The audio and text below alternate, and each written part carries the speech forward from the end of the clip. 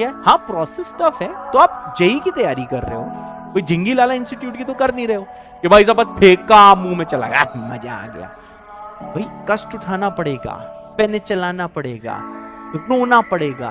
उस बच्चे का सिलेक्शन होता है जिसके आंसू निकलते रहें, आंसू निकलते रहें, लेकिन पेन नहीं रुकना चाहिए। जब उसको डीमोटिवेशन हो, बिल्कुल डीमोटिवेटेड हो, स्ट्रेस्ड हो, बिल्कुल भाई साहब दिमाग काम ना कर रहा हो, डिप्रेशन की ओर जा रहा हो, लेकिन उसे एक चीज पता होनी चाहिए कि भाई साहब पढ़ाई नहीं रुकनी चाहिए।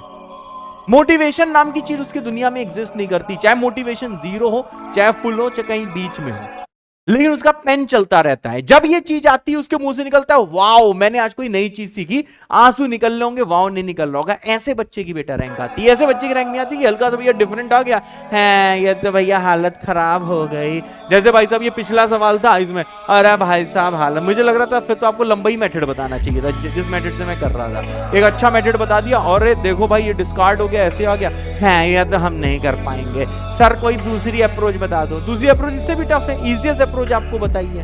तो भाई इट्स अप टू यू, आपकी रैंक सिर्फ आपके थॉट प्रोसेस से आ सकती है। थॉट प्रोसेस ये नहीं होना चाहिए टफ आ गया है अब हम क्या करें, थॉट प्रोसेस ये होना चाहिए टफ आ गया ओके, यानी कि मैं कुछ नया सीख रहा हूं, मैं कुछ नई सीख रही हूं। मेरी बात क्लियर है?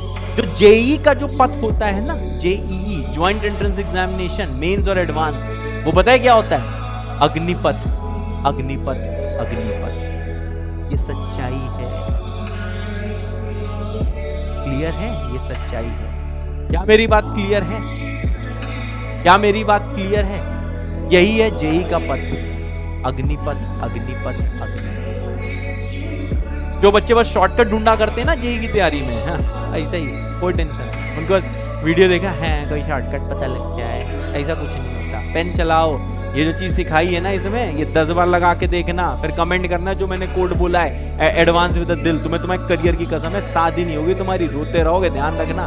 उसके बाद में देखो ये यूनियन लेना मैंने सिखाया है आपको, कैसे यूनियन लेते हैं, सेट थ्योरी पढ़ चुके हो। आपका एटीट्यूड ये नहीं होना चाहिए ये क्या आता है हम देखते कैसे बता सकते हैं। आईआईटी को ऐसे बच्चे चाहिए नहीं, आईआईटी को ऐसे बच्चे चाहिए जो कलम चलाने जानते हो, मेहनती हो, एक ऐसा बच्चा जिसको भाई साहब जिसका इंटेलिजेंस लेवल 100 में 10 हो, हाँ 100 में 10 हो, लेकिन हार्डवर्क लेवल 100 में 200 होना चाहिए। जेई को ऐसा बच्चा चाहिए।